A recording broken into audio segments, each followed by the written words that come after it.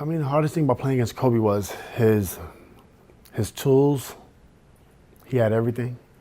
And it was moves that he did that I didn't know was possible, right? So having like a front turn off both pivots, he can turn right, he can turn left. He had an inside pivot, ball swing over the top, jab step. And it was things that I didn't learn until I watched him in practice. I would watch him like, what are you working on? What are you working on?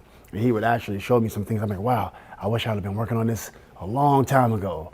I would have been really good. So he just had all the tools, all the necessary fundamentals. But he did teach me how to focus on the game. He didn't let me slip a lot. Times where I get ejected or about to get a technical foul or going off the deep end, he would be there to, set me straight a lot, which helped me out a lot. When you reflect on Kobe and his memory, what stands out? Man, his realness. His realness, man. He was misunderstood, man. I asked him one time, Matt, I said, man, why are you such an asshole? I asked him that. And he said, you really want to know? Mm-hmm. You know how he was. Mm-hmm. And he said to me, Phil, man, some of my teammates don't understand the work. He said, so I see dudes walk into practice 10 minutes before practice and they leave right after. Why the fuck am I going to pass them the basketball? I don't respect their work ethic. I'm in here busting my ass every day trying to perfect my craft, and these dudes don't want to work on their game. I don't trust them. So I'm not going to pass them the basketball. I'm going to ride them hard every day. Made perfect sense when he really broke it down as to why he is the way he is with certain dudes. I was just like, man, I respect that, bro. I respect that. But his realness in the sense of, he told me, he was like, look, man, you have an ability to connect with people. Do not concern yourself with what people think about you. And he told me that, man, and that sunk in. It sunk in. He said, look, you have to move the way you move. Make sure you do your job. Make sure you're professional. Make sure you study the game. But don't be concerned with what people think about you. And that stuck with me ever since I've been in this league. He was a pro at that. I laughed when you said the 5:45 thing because I automatically knew 5:45 in the morning because I used to have to go out to Orange County and what time you want me to meet you at the track? 5:15. I'm like, nigga, it's still dark. What are you talking about? Like, come on, man, we gotta run. We gotta run, then we gotta hit the gym. We hit the gym and lift so hard, I felt like I couldn't lift my arms up, but then we gotta go shoot for like 2 hours at like the grind. So you experienced it, Matt. I ran through it with him. You experienced. People don't really understand like what that was about with him. Yeah, he respected you. He fucked with you. If like I said, he'd have me come out there, we go work out, then we go have breakfast and everything. And like I said, I know he didn't let too many people do that. Yeah. You know what I mean? To be able to get that side of him was dope. And it's funny because I asked him the same question. I was like, why don't you ever show, I didn't say be an asshole. I was like, why don't you show the world how dope you are and how you are with us? And he looked at me and he said, I can't let them motherfuckers see that. You know what I mean? It was just like that constant always go because he, and Kobe is cool as fuck. I was talking shit to him. He would talk back. Yep. We'd all talk and joke on each other. But if you didn't see that, you would never know. He was probably similar to Kawhi. Bro. You would never know that that's what kind of shit he's on. Man. The stories, I remember at USA Basketball, first practice, he was like, he looked like, I don't want to say old, but he looked like, I was like, man, am I seeing like the end? It's like he's starting to decline. I didn't tell anybody that. I would never say that out loud. But I was just thinking that in my head, because he just wasn't moving, as well as he was. He's missing a lot of shots. Middle of summer, so whatever. But then I found out he had gone on like a 40-mile bike ride at like 11 p.m. that night. Got in at like 2 a.m. And then he was in the weight room when I got down there at 7:30. So, it was funny to me, very fitting to me that I was like in my head. I was too scared to say it to anybody else, but I was like, man, am I seeing like the decline? I was like, oh no, he's just worked out for 40 hours straight. Like I'm sure you've seen it right away. You got a chance to play with him. I came and played with you guys. Mm-hmm. What it was like just being with him and seeing him. Yeah, his whole shit is different. I be hearing dudes say his name, but like, you ain't really. He was trying to be perfect on the court all the time. Even doing his little shooting routine or whatever, you know what I'm saying? Even if his footwork. Even if he's getting shots, he's doing it in a certain way where he's just trying to get better at it. You know, his work ethic in the morning, man. He was a thug. At 10 in the morning, he was going extra hard. He was Straight up. banging on breakfast, man. Straight. He said banging on. Yo, for real, like, my man. Constant. Take it easy. Up and at it. There was no such thing, though. Mm-hmm. Even dating back to when he first came to LA, he used to come up to UCLA and play and You got a chance to work play out with him, though. You know what I mean? But then to be able to, have someone that I looked up to so much and loved competing against, competing with, it was amazing. And my first year there we were going for their second three-peat, but I ended up tearing my meniscus. I want to say in February. I think that year, and that's the year that we got swept by Dallas, and I think Dallas beat Miami in the finals. But like I said, getting a chance to play with him and seeing his day in, day out preparation, how hard he worked on his game, getting up in the morning and hitting the track and the weights, and I mean, like, it's still dark outside type shit. Like, he was just, I say, like an evil genius. You know what I mean? Like a beautiful mind. Like, he was so obsessed with being the best, but he put the work in too. So it was just amazing to be able to, say that I battled, to me, against the second greatest player of all time, and then I was actually a teammate with him for a little while too. That shit was dope, man. Like I said, I learned a lot. He wasn't someone who was a vocal. He was the leader, but he wasn't one of those yelling all the time vocal leader. It was a situation when he spoke, you listened, and then he would just give you that motherfucking look. Mm-hmm. You know what I mean? Or you got to pass to him when he gives you his little Mamba hiss, like, he's open. But it was just, lead by example. If your best player is going to go out there every single night and leave it all out there, there's no excuse for no one else not to. In 2007, when I got to do the training camp with you guys in Vegas, I got there on a Sunday. We were starting with practice on a Monday. So I get there Sunday afternoon. First thing I do is I hit up the Duke assistant coaches. Can y'all meet me at the gym? I just want to get some shots up. So I get to the gym, and Johnny Dawkins looks like he lost his dog. Like, I've never seen this guy look so just disheveled. I'm like, JD, what's going on, man? And he's like, man, fucking Kobe. This guy had me up at 6 a.m. this morning. He was in the gym for 3 hours, and he said he was doing the same move for 3 hours. It was like I'm pick and roll on the left side, jab, pull up right for 3 straight hours.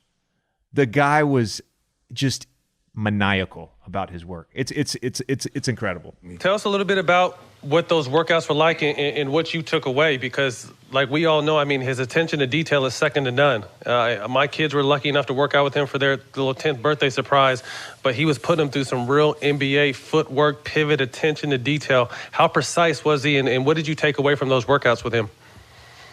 Yeah, he a lot of attention to detail. It wasn't really anything that I couldn't do. It was, a bunch of moves that he seen me do and that he did, and it was all like little things to think about, and that's what I really took from it. Was like the little things like that he would think about that I really never heard anybody else, like how they approach the game, or maybe like some of the greats did, but for him to give me some of that knowledge right then and there, and just the little things and on a jab step, and creating separation and getting this little bit of space. And it was like I was just like a kid in a candy store. I kept like talking to myself like, man, I'm working out with Kobe. Like I couldn't believe it at the time. When I got to play USA basketball for a couple summers very early on in my career, Kobe asked to shoot with me after practice one day. Like, he asked me to shoot with him.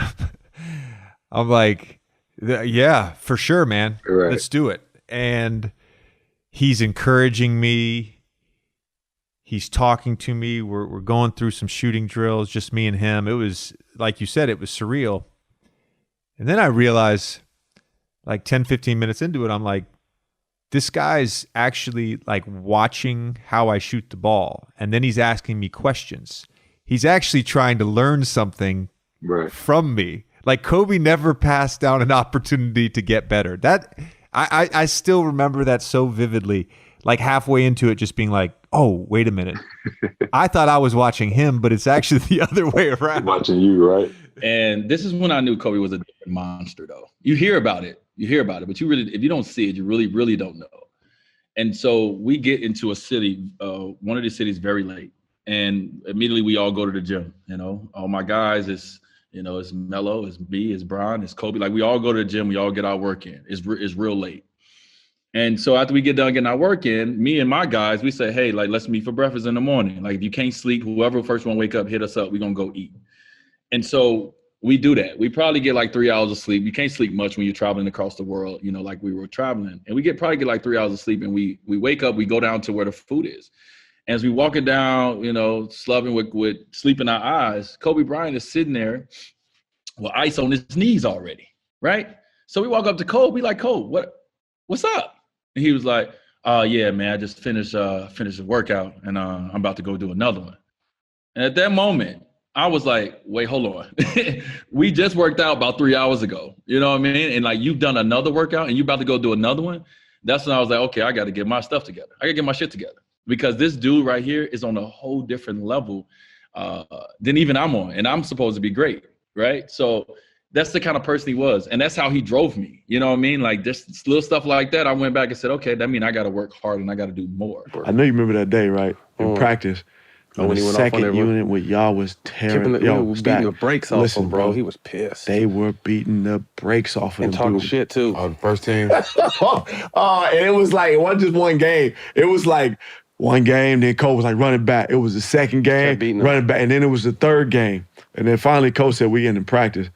Man, Cole flipped over tables. He was cussing everybody, bro. It was Matt was. I was gassing. He was gassing the whole thing, dog. We supposed to win a championship with y'all. Start with this unit. Yeah, just getting under his skin. He was pissed that he didn't want practice to end first of all, and then once we called it, that nigga was flipping over tables, water containers. He was heated. Bro, that's funny. I ain't talked about that shit. Yeah, bro. I remember that day. That shit was funny. During my rookie year in the playoffs, that's when he started doing the detail thing. And I remember he did one on me in the playoffs, and he texted me. He texted me, he was like, keep doing your thing. I'm watching, after the season, hit me up anytime you're in LA, we get some work together. I was like, I dropped my phone. I couldn't believe it. Right. So I remember the first day that summer I got to LA, as soon as I landed, I text him. I was like, yo, I'm in LA for a couple weeks. I know you're probably busy, but if you got any time, I'll let it get in the gym. I remember he ain't text me back for like 4 days. Like it went 4 days by him texting me. And as soon as he texted me, I texted him like 20 seconds back. Like I responded fast as shit. And then, we met like twice before we actually worked out. Like I went to his office and he showed me around when he was, writing books and stuff like that. And then we got to work out. So it was like, that was a dream come true for me. I used to watch Kobe before the game, right? And how we went to shoot around in pregame, getting our shots up, they do the little hand and No. This man in real time, full contact, and you better hit him how he gets hit in the game, before the game. So if he's doing, 1-2 at the elbow pump fake, you better jump and you better land on me. And I'm like, yo, he's getting hit harder in this than we are in a game. And if you don't hit him, that's not realistic. That's not what they're gonna do. Rajah Bell is not gonna play me like that. And I'm sitting here, and I'm sitting here like, you can't fuck with nobody that got a mind, they mind trained like that. That's scary. And that's what he's practicing. And 2 hours before the game, he's playing us. And he's over here talking about Rajah Bell won't play him like that. He ain't that nice. He plays me dirty. He's gonna pull me here, and then now he's playing. He's showing him how they do it. How he does it. He's gonna go here. He's gonna swipe this way. So let's go. And you're just watching it in real time. So now it's like, okay, I need to figure out how to mimic real game situations during my off time. And that's how I used to approach it. So this was his rookie year. He wasn't getting a lot of playing time, so, shoot around is a time where you go over other guys' plays and you're supposed to be focused. So Kenny, you be Dale Harris and just go over plays. Okay. And I'll turn face this way? It don't matter. Just stay there. Just give him a place. So. All right, guys. You know, here he is on the double and the pick and roll. And every pick and roll, what we're gonna do is we're gonna double the pick and roll, and then once he rolls to the basket, I want you to double down from the top. We're gonna double down from the top on the other thing, and we're gonna act.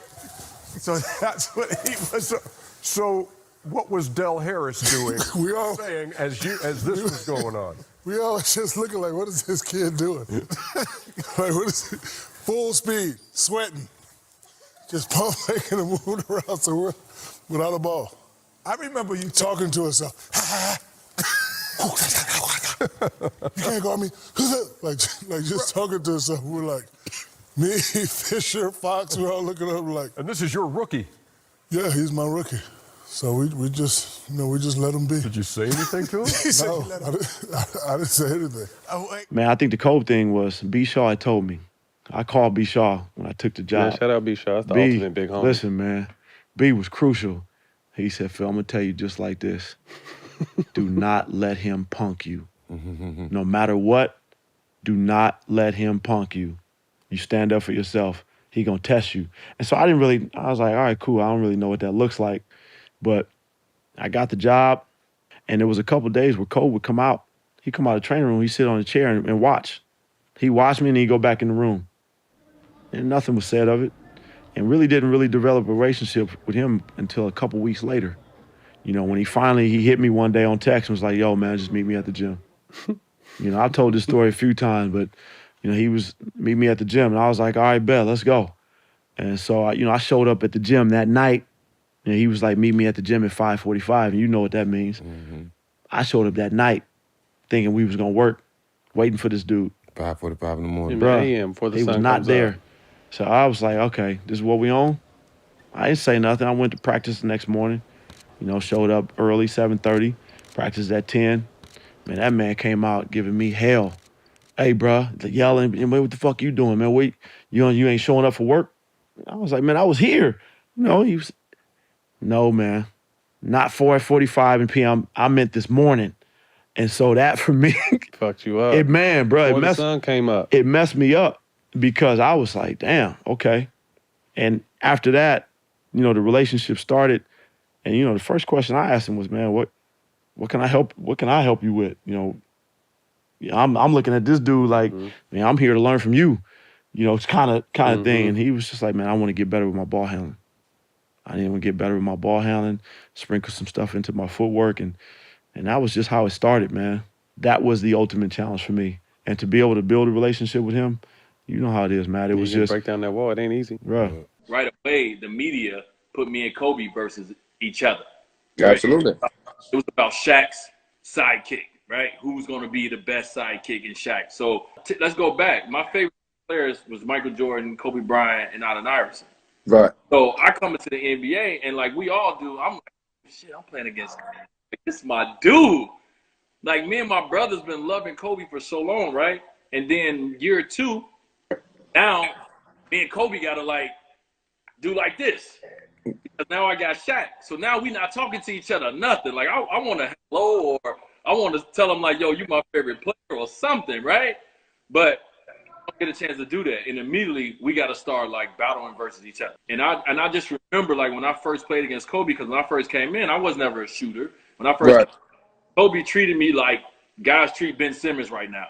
Like, he went so far under the screen that I had to earn his respect by knocking shots down, right? So I remember us playing on Christmas, when Shaq came my second year. And Kobe going so far on the screen, and I just kept like, pow, pow, pow. And Kobe walked up to me at some point in the game. He said, oh, you've been working. Oh, you've been working on your game, right? So, you know me, I ain't have many words for him. I just shook my head like, you better respect me type shit. And I remember at some point in the game, I grabbed the ball. And Kobe, as soon as I grabbed the ball, he picked me up 94 feet.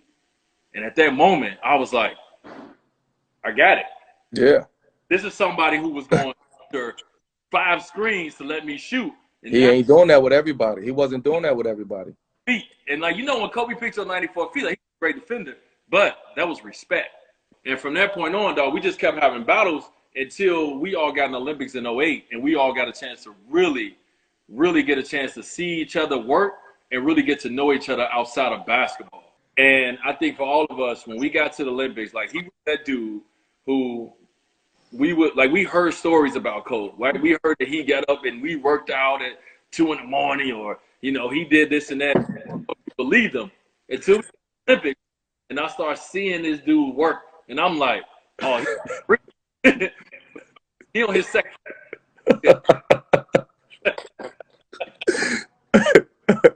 We were hating the bug too.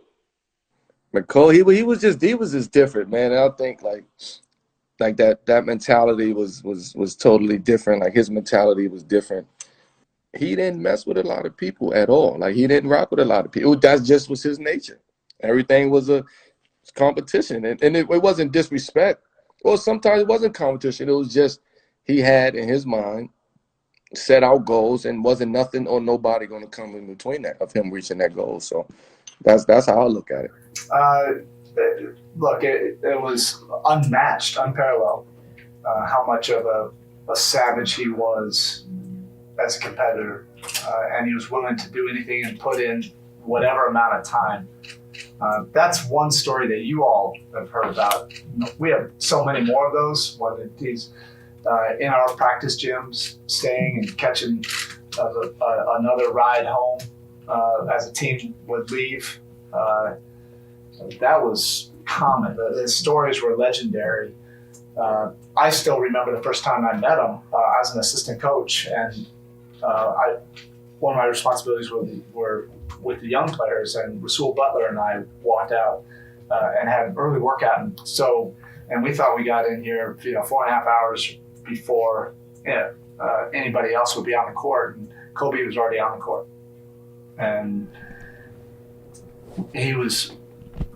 the painstaking detail and focus he was putting into that workout was remarkable, that Rasul and I ended up just watching about 15, 20 minutes of it. Then we went back to work, and as Kobe finished up his workout, he came down and sat down, and it was a surreal moment as a young assistant coach. I was like, wow, is he going to sit here and watch this workout? Well, Rasul obviously is from Philly, so they knew each other, and Rasul ended up introducing me to him. And what I found so amazing about that moment, the reason I bring it up, is because there was nobody that was going to be more fierce or more of a savage as a competitor. And yet the next 2 minutes of what Kobe was doing to encourage a young player was simply amazing. And that was early mentorship when he was still a young player in this league.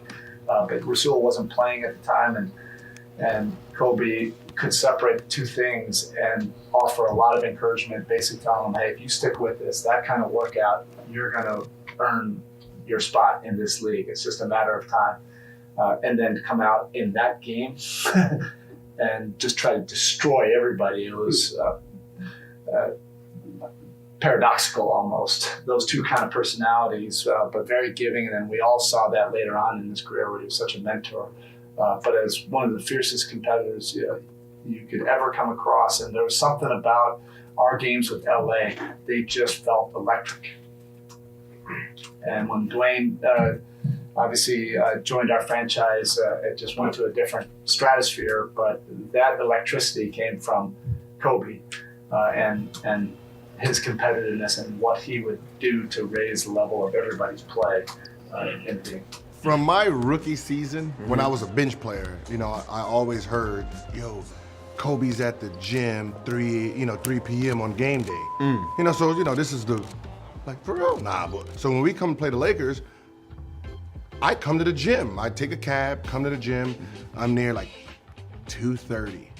Right, lights is off. Oh. No, PM. Oh, PM, okay. So it's game day, so we play at 7. Yeah. So our bus is at 5:30, so I'm just there. Lights is off, and then lights come on, and then you hear two people talking. It's Kobe and the trainer, and I'm like, dang, it's true. So I'm just watching them go through his thing. They come to Oakland, same thing. I'm there early watching them. Year 2, 3. So usually I just let him work out, and then I go. So what he decided to do is come in 3:30. 3:30. Push the 3 until 5.